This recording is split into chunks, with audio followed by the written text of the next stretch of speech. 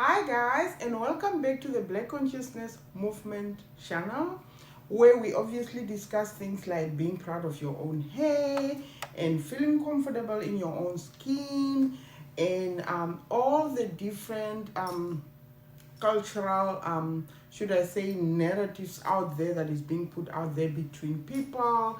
We usually discuss the black versus white narrative, and I always share that 90% of humans are very good people. It's only the 10% that are trying to control us, and that is applicable as well, that 90% of white people are very good people, and 10% of these white elites want to control us, and they always use this white and black narrative to kind of like put us into like fights and all that. It's almost the same as and I usually discuss this part of it in my single separated channel, the woman versus men kind of narrative that's going on as well. So it's really 10% of men that probably is still in the old thing of like, oh no, the woman place is in the house, you have to do this, you have to clean, you do. No, mostly 90% of men is out of that BS. Like, honestly speaking, they don't believe in that anymore, honestly. And remember, this was something that they were meant to, like, it's almost like they were raised that way, so they're getting away from that, you know what I mean? So anyway, without wasting any time, please subscribe, like, comment, and share this video. And please don't forget to obviously push that notification button. My name is Jehovah. I don't know whether I introduced that. I always forget to introduce myself. Let's get started.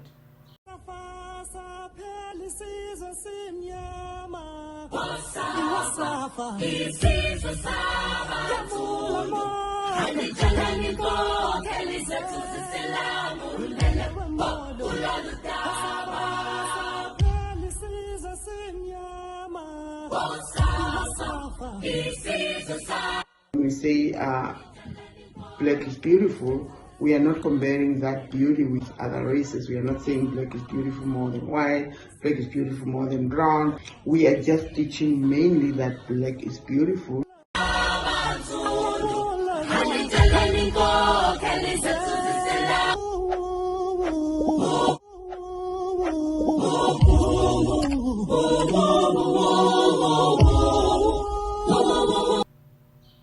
Okay, so welcome back. So today episode we're gonna look, as I promised last week, or is it 4 days ago, I don't know, that we're gonna look at what's going on in the world. We are facing World War III. I don't know what's going on, but obviously I'm gonna share a clip. You're gonna listen to that, and I'm gonna obviously have my own say about it. But obviously I think what's going on is really what Candace Owens shared before about Putin.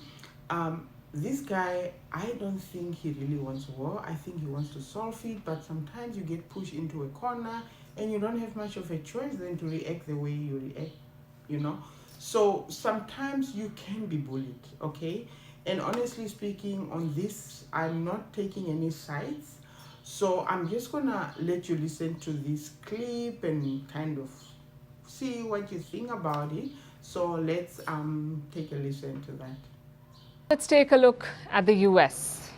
It has a new problem on its hands. Russia has now officially called the United States an enemy nation. This came from the Kremlin spokesperson, Dmitry Peskov. Let me read out the translation of what he said. And we are an enemy country for them, much like they are for us. Again, that was the Kremlin spokesperson, and this is the first time he said enemy, because it's not something to be said lightly.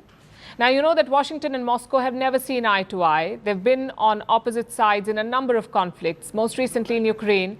But through 2 years of the Ukraine war, Moscow went out of its way to avoid calling the US an enemy state. Just look at Peskov again. Barely 3 months ago, he said that the US was not the enemy, that Russia did not have any anti-American sentiments. But that has changed now. Why? Perhaps because of last week's escalation. Last week, the United States gave Ukraine a green light to strike Russian territory using American weapons. Ukraine has already begun doing so. They're using American weapons to strike inside Russia, and Russia is furious. Putin says Ukraine is striking Russian territory with the help of Western specialists. The missile strikes against Russia are done by the Western specialists. We have no illusions about that. What must we do in response?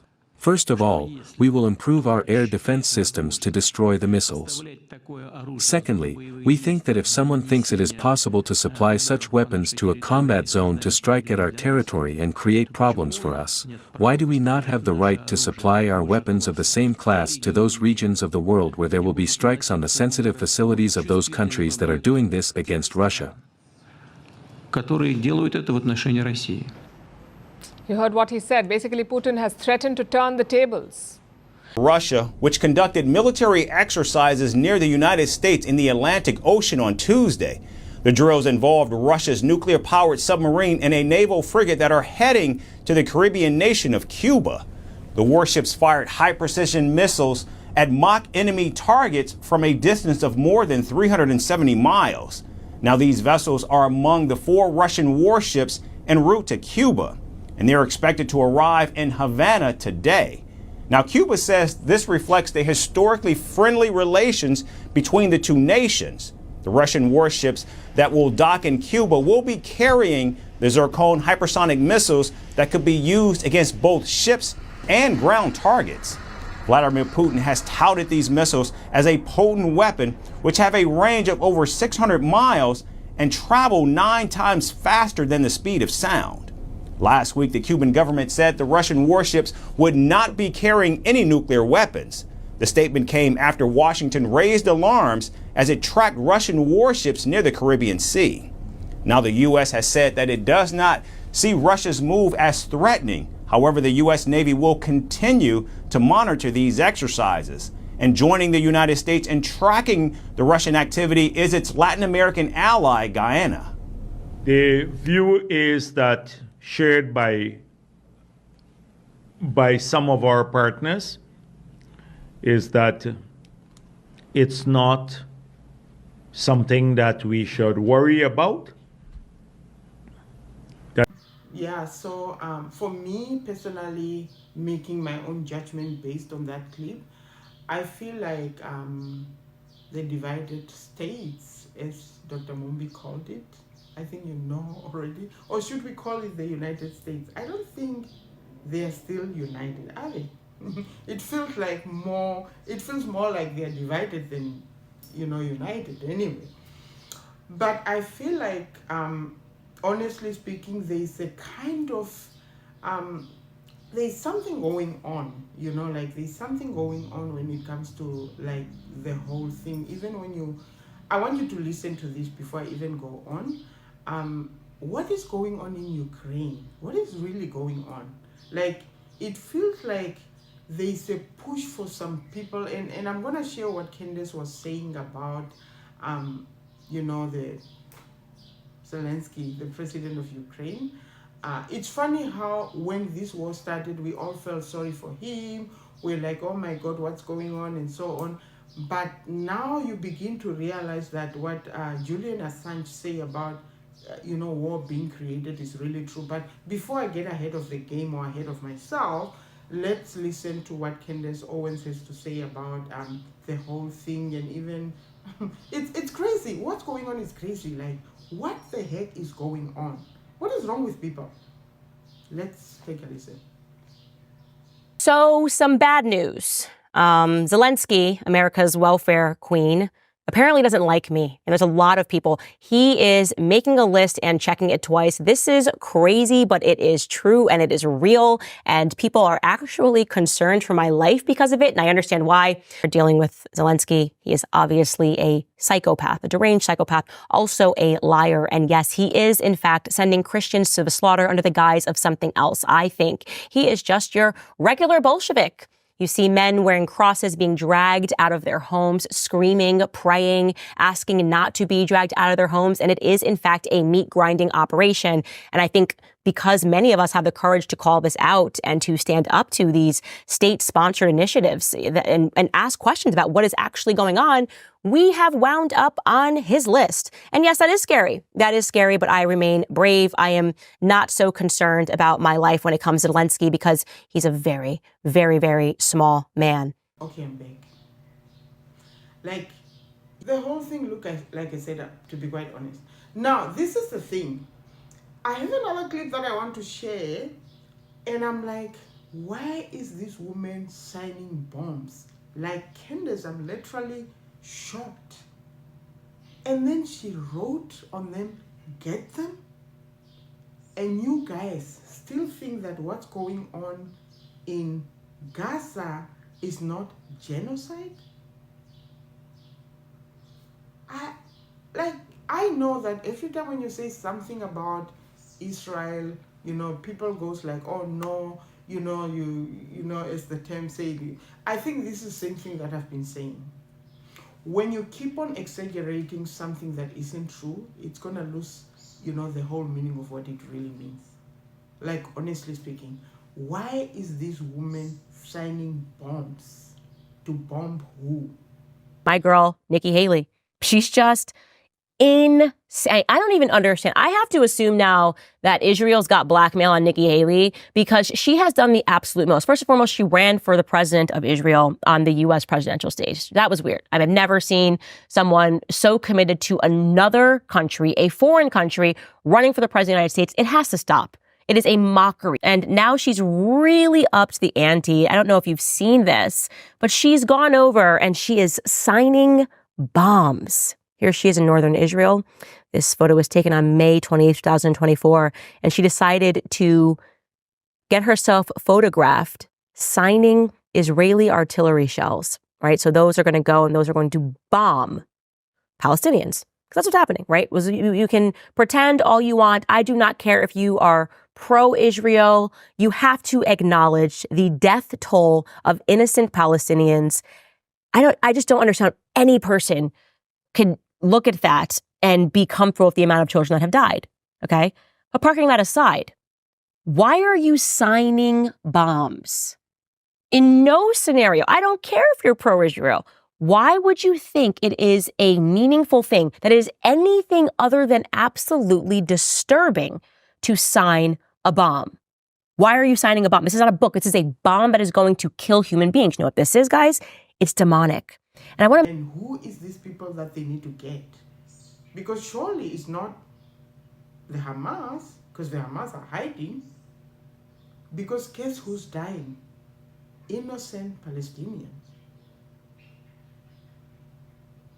And I know October 7 happened. It happened. And just like Candace, I would say the same thing that Candace said. I am horrified when innocent civilians from Israel are dying, but I'm equally horrified when innocent Palestinians are dying. So it's not kind of I'm more hurt when this side die, but I'm comfortable with this. No.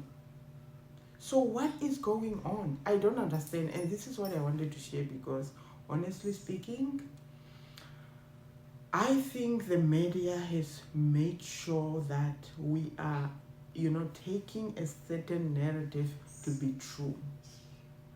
And honestly speaking, we are beginning to open our eyes now.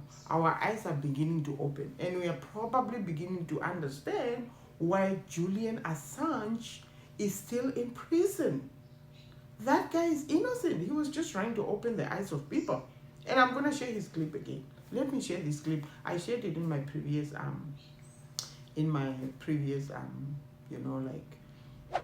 video, but I'm gonna share it again. Listen to what Julian Assange is saying.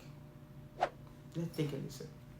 Because we have to prevent it becoming normal for there to be a constant war. Very soon, within the next few years, it will become the normal for there to be a constant war in the West. people will reach maturity and adulthood under the understanding that there is always a war. And at that point, war will not be something that is unusual or surprising or horrifying. War will become the new normal. Can you see what I'm saying? So guys, this video obviously, like I said, this is not a news channel. But sometimes I have no choice than sharing this information, because sometimes when I share this information, people are like, oh my God, Jehovah, how did you get this? So I usually leave all the links to the, obviously, the related videos that I share down below, so that you can actually click and go to them, because obviously I'm not a reporter of news. I'm just kind of trying to get, you know, the information out there so that we can open our eyes. We have been living under, as Candace Owens said, psychosis. Like, you know, like we have been living under this thing of like, our eyes are blinded. We cannot think for ourselves. Now it's time to open our eyes and think for ourselves. What is going on? Like, who is doing what to who? And who really wants the war? Right? We can make that decision ourselves without being influenced by the media. Okay? Well, you might also think who's lying and who's lying. But I think eventually right now our eyes are being opened.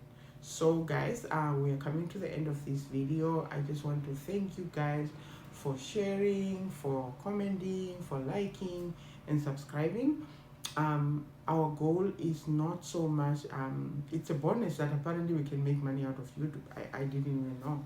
But our goal is to just get the information out there and to enlighten people and so on. And I think I share some good information about the continent, my favorite continent, the African continent, about how things are changing and so on. I'm so proud of our leaders. Anyway, we are coming to the end of this, as I said. So God bless you all, and from me, Jehovah, take care. Bye.